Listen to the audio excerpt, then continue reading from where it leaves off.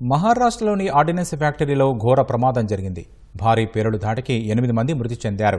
మరికొందరు గాయపడ్డారు. పేలుడు ధాటికి ఫ్యాక్టరీ పైకప్పు కూలిందన్న అధికారులు ఘటనా స్థలంలో సహాయక చర్యలు కొనసాగుతున్నట్లు చెప్పారు. మహారాష్ట్రలోని భండారా జిల్లాలో ఉన్న ఆర్డినెన్స్ ఫ్యాక్టరీలో భారీ పేలుడు సంభవించింది. ఈ ప్రమాదంలో 8 మంది చనిపోయారని కేంద్ర మంత్రి నితిన్ గడ్కరీ తెలిపారు. మరో 7 గాయపడ్డారని వెల్లడించారు. ఇప్పటివరకు 4 మృతదేహాలను శిథిలాల నుంచి వెలికితీశామని జిల్లా కలెక్టర్ తెలిపారు. 5 క్షతగాత్రులను రక్షించామని చెప్పారు. ఉదయం 10:30 గంటల సమయంలో జవహర్ నగర్లోని ఆర్డినెన్స్ ఫ్యాక్టరీ ఎల్టీపీ సెక్షన్లో పేలుడు జరిగినట్లు జిల్లా కలెక్టర్ సంజయ్ కోల్టే తెలిపారు.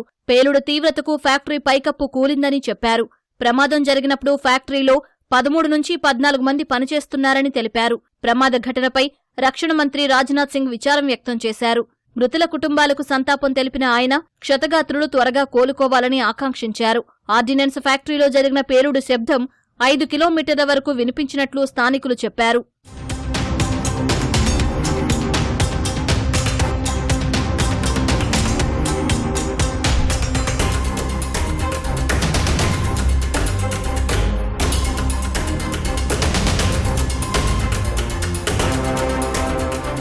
ఈ ఘటనపై స్పందించిన మహారాష్ట్ర సీఎం దేవేంద్ర ఫడ్నవీస్, జిల్లా కలెక్టర్, ఎస్పీ ఘటనా స్థలంలోనే ఉండి సహాయక చర్యలను పర్యవేక్షిస్తున్నట్లు చెప్పారు. నాగపూర్ నుంచి ఎస్డీఆర్ఎఫ్ బృందం కూడా ఘటనా స్థలానికి చేరుకున్నట్లు చెప్పారు.